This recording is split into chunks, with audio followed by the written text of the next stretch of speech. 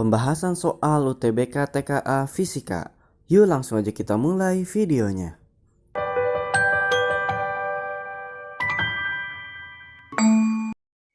Next nomor 25.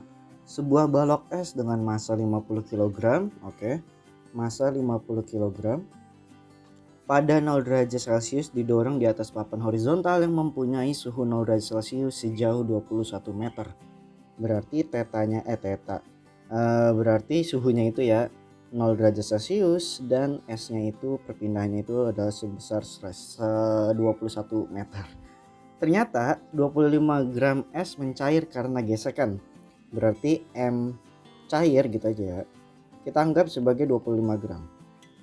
Jika kalor lebur LS-nya itu 80 kalori per gram, maka koefisien gesekannya itu adalah, untuk kerjaan soal ini kita langsung masukin ke rumus hubungan antara usaha dengan kalor, karena kan di sini ke kalor ya. Berarti usahanya itu adalah F dikali S, G gesek dikali perpindahannya sama dengan M dikali LS. Ya, berarti mu S atau mu-nya itu ya, mu aja deh. Berarti mu dikali N, N-nya itu M dikali G dikali S sama dengan M dikali L. Nah, bedanya M yang di rumus Q itu adalah MS-nya ya, karena kan MS-nya itu berubah menjadi cair. Berarti mu dikali M baloknya itu balok S-nya itu 50 dikali gravitasinya itu 10 dikali S-nya itu 21 meter sama dengan massa S-nya itu adalah tadi 25 gram atau kita ubah ke kilogram jadinya 0,025 dikali LS-nya itu adalah 80. Tapi ingat di sini satuannya itu masih kalori, sedangkan kita mengubahnya ke satuan SI. Berarti kalorinya itu harus kita ubah ke joule, yaitu dengan cara dikali 4200. Berarti didapatkan mu-nya itu 0,025 dikali 80 dikali 4200 per di sini 50 dikali 10 dikali 21. Ini kita coret sisa 5, coret sisa 2, sehingga didapatkan mu-nya itu akan bernilai 0,8. Jadi jawabannya yang D. Seperti itu aja. Next ke soal nomor 26.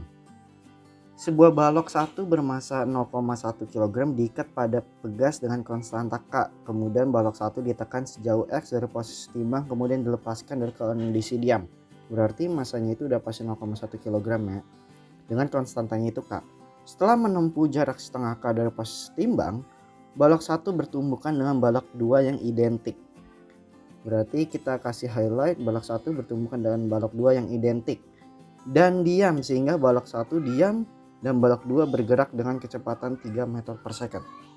Berarti ini kan artinya kayak ada konversi energi. Berarti untuk kerjaan soal kayak gini udah jelas kita bisa gunakan EM awal itu akan sama dengan EM akhir. Ya, berarti EM awalnya itu ada pegas yaitu setengah K delta X kuadrat ditambah setengah MV kuadrat sama dengan setengah K X kuadrat ditambah setengah MV kuadrat. Jadinya kita tinggal masukkan, kita coret dulu setengah, sehingga didapatkan ini bernilai 0. Kenapa? Karena kan di sini dikatakan posisinya itu kondisinya diam, ya. Jadinya kita masukkan Kx kuadrat sama dengan Kx kuadrat ditambah MV kuadrat. Ini aksen, X juga aksen ya. Nah, di sini dikatakan kalau posisinya itu menempuh setengah X, jadinya Kx kuadrat sama dengan K dikali setengah X kuadrat ditambah MV aksen kuadrat. Jadinya Kx kuadrat sama dengan 1/4 Kx kuadrat ditambah MV aksen kuadrat. Ya, berarti MV aksen kuadrat itu bernilai 3/4 Kx kuadrat. Nah, ya udah kita tinggal hitung energi awal pegasnya. Energi awal pegas itu berarti EK pegas ya. Yaitu rumusnya setengah Kx kuadrat. Atau ini EP ya, EP. Jadi kita masukkan setengah. Nah kx kuadratnya ini berarti kan dari yang persamaan ini bisa kita ubah. Jadinya kx kuadrat sama dengan 4/3 mv aksen kuadrat. Jadinya 4/3 mv aksen kuadrat. Kemudian dikuadratkan ya. Itu udah x kuadrat. Nah sekarang kita masukkan, jadinya setengah dikali 4/3 dikali m nya itu 0,1, v nya itu 3 kuadrat. Coret, sisa 12,6 berarti 0,6 joule. Jadi nanti jawabannya C, seperti itu. Next ke soal nomor 27. Terdapat sebatang pipa kaca yang berisi udara. Ujung atas pipa tertutup sedangkan ujung bawah tertutup oleh raksa yang tingginya 10 cm. Berarti jika udara luar 76 cm raksa, berarti P luarnya itu 76 ya. Nah kita tinggal masukin ke rumus. Rumusnya apa? P luar itu adalah P dalam ditambah rho GH. Berarti 76 sama dengan P dalam kacanya itu ditambah, nah rho GH-nya itu dikatakan adalah naik setinggi 10 cm. Berarti tinggal langsung kita masukin aja. Ya, jadi kalau rho GH ini kita langsung masukin raksanya itu setinggi apa? Yaitu 10. Jadinya nanti P dalamnya itu sebesar 66 cm raksa. Jadi jawabannya nanti yang C. Jadi hati-hati ya untuk mengerjakan soal ini. Sebenarnya ada dua, bisa bernilai P dalam dikurang rho GH atau ditambah.